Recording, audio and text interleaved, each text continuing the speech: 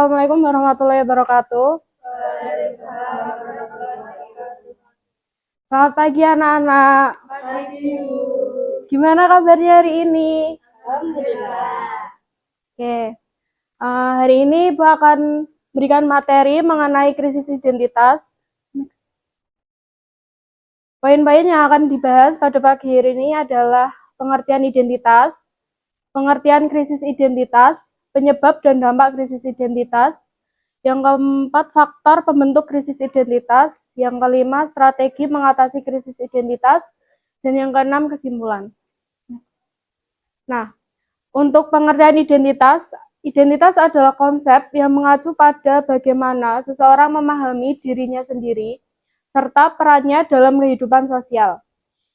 Identitas melibatkan dimensi-dimensi seperti kepribadian, yaitu mempengaruhi cara berpikir dan tingkah laku seseorang. Yang kemudian nilai itu mempengaruhi cara pandang seseorang tentang orang lain atau lingkungannya. Yang kemudian minat itu dapat mempengaruhi aktivitas dan karir seseorang. Dan yang terakhir, tujuan hidup. Nah, dimensi-dimensi itu berkembang seiring waktu, dipengaruhi oleh pengalaman, lingkungan sosial, serta proses refleksi pribadi. Nah, sebelum memasuki mengenai pengertian krisis identitas, di sini ada yang tahu nggak apa itu krisis identitas? Mungkin Mbak Ana bisa membantu? Orang yang kurang memahami diri sendiri dan kurang memahami. Oke, ada yang lain? Belum mengenali. Ya, next. Nah, krisis identitas itu yang pertama menurut Erikson, krisis identitas terjadi terutama pada masa remaja ketika individu berada pada tahap identity versus role confusion atau identitas versus kebingungan peran. Nah, pada tahap ini individu mencoba mencari jati diri yang stabil dan memaknai posisinya di tengah masyarakat. Dari menurut Erikson dapat disimpulkan krisis identitas itu adalah fase di mana individu mengalami kebingungan atau ketidakpastian mengenai siapa dirinya dan peran apa yang mereka jalani dalam masyarakat. Nah, untuk faktor penyebab dan dampak krisis identitas, yang pertama faktor penyebab krisis identitas itu ada 4. Yang pertama, pengaruh besar dalam hidup. Misalnya seperti transisi dari masa SMP ke SMA ataupun masa remaja ke dewasa, atau juga dapat dipengaruhi oleh perpindahan lingkungan seperti perpindahan tempat tinggal atau perubahan pekerjaan dan sebagainya.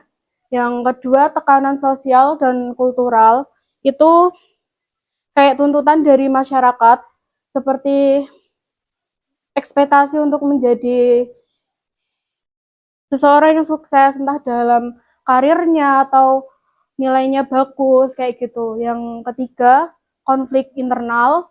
Yang keempat, pengaruh media dan teknologi. Nah, kalau dampaknya itu ada 2. Yang pertama, dalam kehidupan pribadi, seperti kebingungan diri, itu kayak nggak yakin dengan tujuan hidupnya, nilai dan minatnya kayak dan juga bakatnya. Yang kemudian yang kedua, gangguan emosional, itu kayak kehilangan arah yang dapat kayak membuat dia menjadi stres, depresi, kayak kecemasan juga. Lalu yang ketiga, penundaan pengambilan keputusan. Kayak kesulitan dalam menentukan langkah hidup yang ingin diambilnya. Nah, untuk dampak dalam kehidupan sosial itu ada 3. Juga yang pertama, isolasi sosial, kayak dia nggak mau sosial dengan temannya ataupun lingkungannya. Yang kedua, konflik interpersonal. Yang ketiga, perubahan peran dan sosial. Kayak seseorang merasa bingung dalam menjalani perannya di masyarakat. Next. Nah, untuk faktor pembentuk identitas, itu yang pertama, pengaruh keluarga, itu dapat melalui dari interaksi dengan orang tua dan saudara, serta nilai-nilai yang diajarkan. Kalau interaksi dengan orang tua dan saudara itu seperti kayak gaya pengasuhannya, kayak dan juga dukungan dari orang tua dan saudara. Terus kalau nilai-nilai itu kayak nilai-nilai yang diajarkan seperti kayak pandangan hidup, etika, dan juga agama. Kalau yang kedua, pengaruh lingkungan sosial itu dapat melalui interaksi dengan guru, tetangga, teman, atau juga komunitas. Yang ketiga, pengaruh teman sebaya itu melalui tekanan dan dukungan dari teman. Kalau tekanan itu kayak kita ikut dalam komunitas atau organisasi itu kan pasti ada standarnya, ada itu dapat juga mempengaruhi cara berpikir kita dalam menentukan keputusan dan juga perilaku kita. Kalau dukungan dari teman sebaya itu seperti kalau kita dapat ujian ataupun kayak kita diterima dengan baik kayak gitu. Kalau pengaruh budaya itu dapat melalui norma dan tradisi serta identitas etnis. Nah, ini ada beberapa strategi mengatasi krisis identitas. Yang pertama itu ada refleksi diri, yang kedua pengenalan potensi, yang ketiga menentukan arah hidup, yang keempat dukungan sosial dan profesional.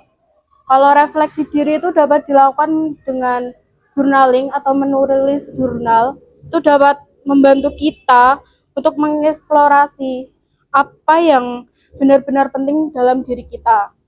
Yang kedua, merenung tentang pengalaman masa lalu. Ini dapat membantu kita untuk mencari pola pengalaman hidup atau juga membantu untuk menentukan keputusan atau merenungkan tantangan-tantangan masa lalu untuk kita melakukannya di masa depan. Terus meditasi dan mindfulness itu membantu kita meningkatkan pemahaman tentang pikiran dan emosi.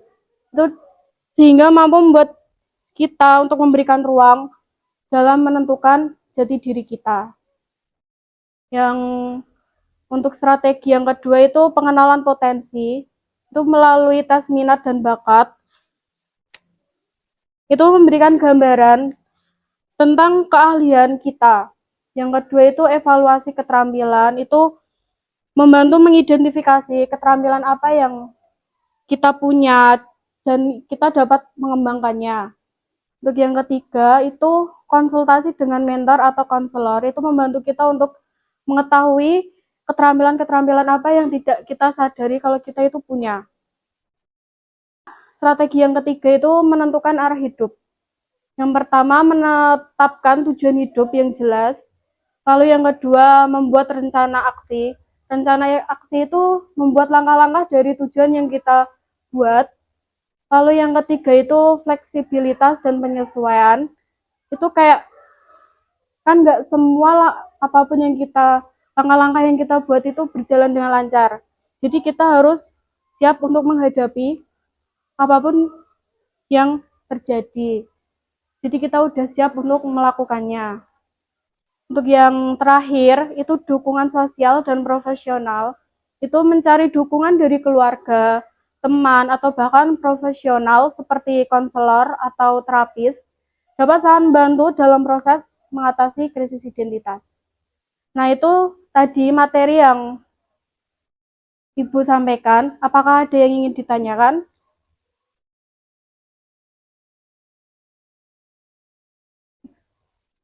Nah, untuk masuk ke kesimpulan, apakah ada yang mau membantu untuk membacanya? Silakan Mbak Windy. Kesimpulan, identitas adalah pengalaman individu tentang dirinya dan perannya dalam masyarakat. Identitas dibentuk melalui pengalaman, lingkungan sosial, dan refleksi pribadi. Krisis identitas adalah hubungan mengenai peran diri dalam masyarakat yang dialami pada masa remaja. Penyebabnya seperti perubahan hidup, tekanan sosial, konflik internasional, dan pengaruh media. Dampak pada kehidupan dibagi dua, yaitu pribadi dan sosial. Sedangkan faktor pembentukannya dapat dari keluarga, lingkungan sosial, teman sebaya, dan budaya. Strategi mengatasi krisis identitas dapat melalui refleksi diri, pengenalan potensi, penentuan arah hidup, dan lingkungan pribadi. Terima kasih Mbak Windy. Nah, sebelum Ibu tutup, ada link barcode soal yang bisa kalian scan untuk dikerjakan. Untuk tenggat waktunya sampai nanti siang ya. Sekian dari Ibu. Terima kasih atas waktunya. Terima kasih. Wassalamualaikum warahmatullahi wabarakatuh.